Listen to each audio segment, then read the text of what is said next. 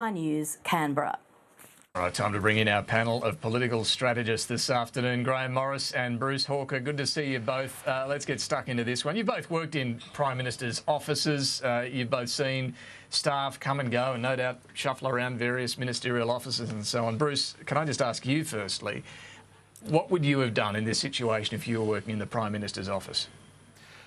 Well, if it came to my notice, the first thing I'd do would be to look at the Ministerial Code of Conduct to see what the obligations were for the minister concerned.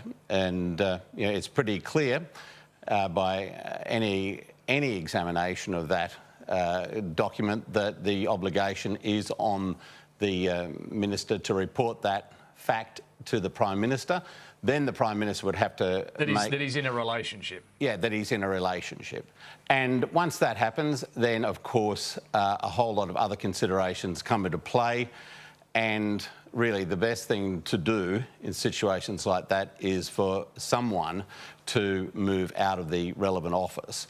And if it means creating new positions for that person inside the government, then that wouldn't be satisfactory. They'd need to go and contest a position somewhere in the private sector or apply for a genuine position inside a government ministerial office. Grahame, what about you? Well, it wouldn't have come to the Prime Minister's office. You know, how this works, and it has worked for the last decade or so, is that when there's a change of government, there is a thing set up called the Star Chamber, and it does vet staff who are coming into a new government and who goes to which minister. But after that, and this is what happened with Vikki Campion, after that she's cleared, and then after that people come and go in offices all sorts of times, but the Prime Minister's office is not involved. People change, they want a different career, or they can smell their ministers on the nose, so they want to save their neck, or their spouse changes city, something like that. There's staff movements all the time, and you never know. The only time the Prime Minister's office gets involved in this is at a change of government. Not with this sort of stuff. Except that's not what the Code of Conduct says. Now, the Code of Conduct says you can't have a partner. Well, I've got to tell you, Barnaby still has a partner, one partner. You know, there are some countries where you can have several partners, but in this case, he's only got one partner, and that's still his wife. No. But really, I've had a gutful of everyone in this. This is the hypocrisy is outrageous. You know, we've got the Labor Party, the leadership of the Labor Party, the leader of the House of the Labor Party have had one of those terrible experiences where their marriage has fallen apart. So, you know, they've got to be very, very careful when they start talking about other marriages falling apart. And apart from that, some of them have gone on and had relationship with former staff members. And apart from, you know, they're saying, oh, but is Barnaby Joyce fit to be acting Prime Minister?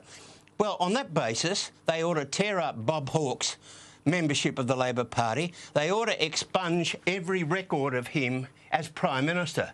This is absolute hypocrisy, and it would be an absolute tragedy if the Parliament lost somebody like Barnaby. And it seems to me there's only two people in this country who are recognised by their first name because they're characters and they do a good job. One is Kylie and one is Barnaby. All right, well, just on that, look, sorry, Bruce, a number of politicians, yes, have had affairs, no question. You know, and when it comes to it, newspaper editors who moralise and stand there on community standards, some of them wouldn't want to be, you wouldn't want to look too closely at their background. You're absolutely right about that. But this gets to what we're talking about here is where the person you're having the affair, the relationship, the partnership, whatever you want to call it, is then put on the taxpayer's payroll.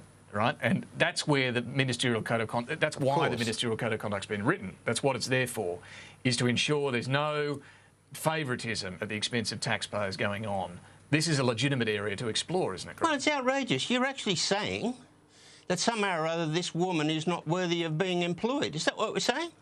And then how come the sisterhood is not out there screaming and saying, how dare you pick on a woman simply because she's been in a relationship with someone? That Ministerial Code of Conduct should not exist. It should not. It should be torn up. It should be put in the bin. That there's no need for this. It doesn't matter if you're sleeping with. No, it says partner. Yeah, it does. Well, it says partner. Of course, and we all know that Well, No. under the Family Law Act, under the de facto Hey, relationships... Bruce, how many partners have you got? Under the de facto relationships legislation and the Family Law Act, you have a partner if they're a de facto. That's your partner. And that's clearly what's happened in this situation. That's where the Code of Conduct comes into play. No one's talking about whether it's right or wrong to have a relationship between these people. That's not the issue. It's what happens with public money that's now become front and centre in this exercise, and that's what has to be answered. Now, so far, the Prime Minister has just pretended that he has absolutely got no idea about what was going on. The only person in Canberra who probably had no idea about the relationship between this pair, it turns out, was the Prime Minister. Well, he may not have. Look, it's feasible he may not have, but the whole question here, Graham, is whether it's... I take your point about, yes, you may have been absolutely well qualified, but why is there a ministerial code of conduct that says you can't employ a partner in your office? Now, you're saying that he only had his wife as his partner. Then, well, he's still married. But he's still married. But do you accept the fact that that relationship had broken down? He's admitted that. He said it was a great failing of his life. Do you accept the fact that he may have had a relationship with Vikki Campion? Well, I reckon it's a good explanation as to why she wasn't in the office. But to say that she's got to be kicked out because, there's a relationship with somebody in the Parliament is just silly. Why her? I don't even think Barnaby's arguing that there was no relationship. As of now, it is awkward, but there's a lot of hypocrisy on this, and it's not beyond the imagination that journos will ferret and find something else somewhere. We don't know what they'll find, but no doubt people are looking for other developments in this story. But the Code of Conduct, should it exist or not? And I don't think it existed. This is a Tony Abbott Code of Conduct, correct me if I'm wrong, the way it's currently worded. Yeah, well, look, there's been a few codes of conduct. The original one under John Howard, Mother Teresa, would have failed. It was written as if, Jesus Christ himself had written it. Did you write it, Graham? No, I didn't. A bureaucrat did. But I had to live with it. But it's getting closer to practical common sense. But, yeah, it's still there.